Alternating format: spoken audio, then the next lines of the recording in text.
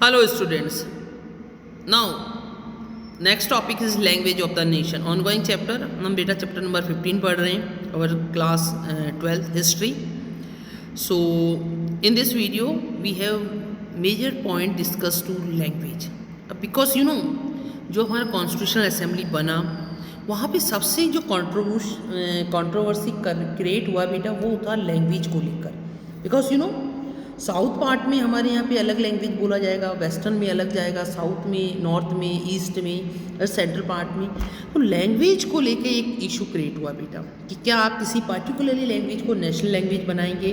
Because schedule 8 में हमारे को आपको मालूम होगा अभी इन अवर कॉन्स्टिट्यूशन जो शेड्यूल 8 है बेटा उसमें 22 लैंग्वेज है. तो हमने किसी को भी नेशनल लैंग्वेज नहीं बनाया. ठीक है, Y?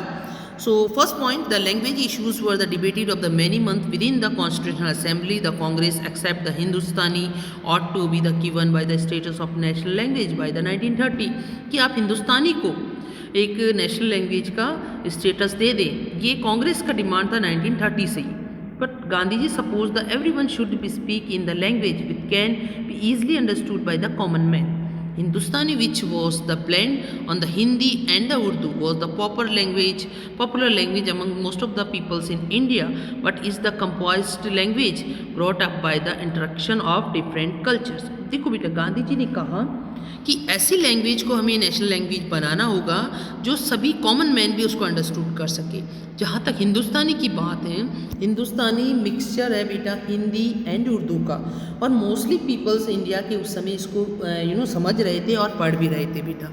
Mahatma Gandhi believe that the multicultural language would be the perfect language of the communication between the various communities, and it could be united Hindus and the Muslim and the peoples of the south and the north also. But Gandhi ji ने कहा कि अगर आप particularly हिंदुस्तानी को अपना national language ना बना के बेटा मल्टी कल्चरल लैंग्वेज को कि अलग अलग जो भी मेन जो लैंग्वेज है आप उन सभी को अडॉप्ट करें तो ये हमारे लिए और सभी सिटीजन्स के लिए और भी बेनिफिट होगा. सो गांधी जी किसको फेवर कर रहे हैं? मल्टी कल्चरल लैंग्वेज सिस्टम को.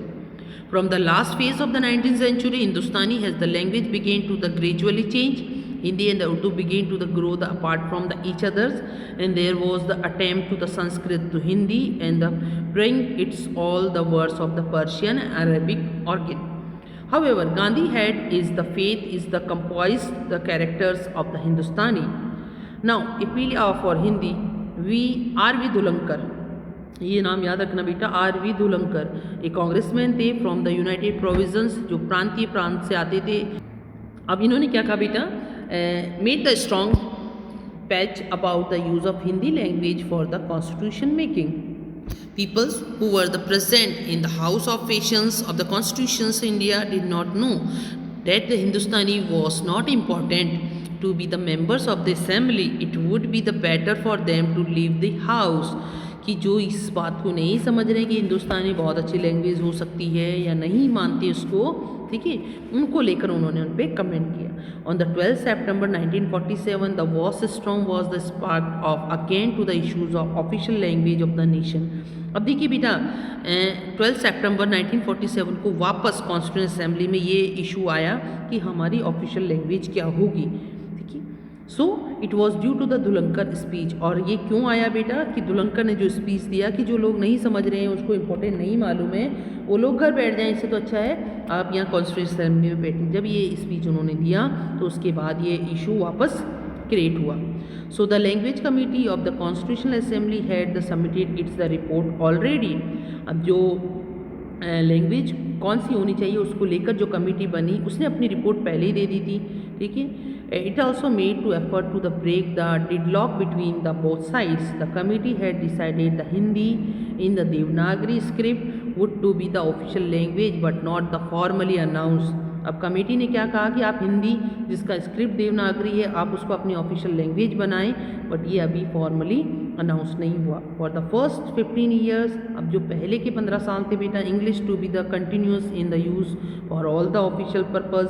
Regional language might be opt in the official use by the provisional as per their on suitability.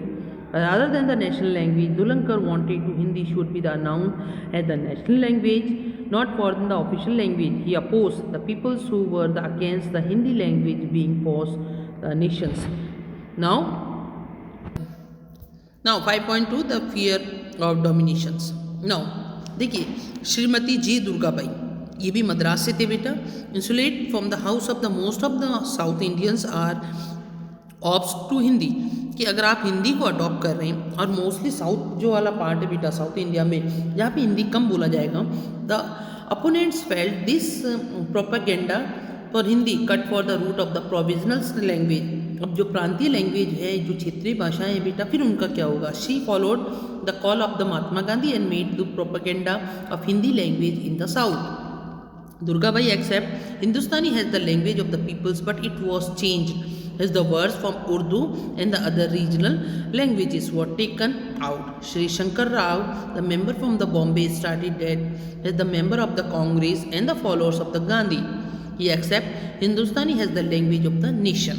अब ये नहीं बेटा हिंदुस्तानी को नेशनल लैंग्वेज बोला, but he give is the warning, if you want my whole hearted support, you must not to be anything which may rise my suspicious and which will be strength my fears. T.A. Ramlingam Chettiar from the Madras state, and the whatever was done, that to done by the cautions. He had Hindi would not be the help if it was the trust for the forcefully way. अगर आप उसको ज़बरदस्ती बेटा उसको adopt करा रहे हैं, ज़बरदस्ती उसको फोर्स करा रहे हैं, because you know south Indian cultures और वहाँ का लैंग्वेज सिस्टम डिफरेंट था. नॉर्थ इंडिया या middle and the central part of India will be the okay, but वहाँ पे ये नहीं बन रहा था. So the fear of the peoples that if they were not justified might be the reduce, there will be the better feeling to be left behind when we want to live together and form a united nations. So अगर आपको there will be the better feeling, एक अच्छी feeling लानी है अपनी country के लिए, to be left behind, कि हमें क्या पीछे छोड़ना होगा. We want to live together, हमें प्रेम से रहना होगा बेटा, सबको साथ मिलकर रहना होगा और हमारी कंट्री को एक यूनाइटेड नेशन बनाना होगा. So this the complete for your chapter. Thank you.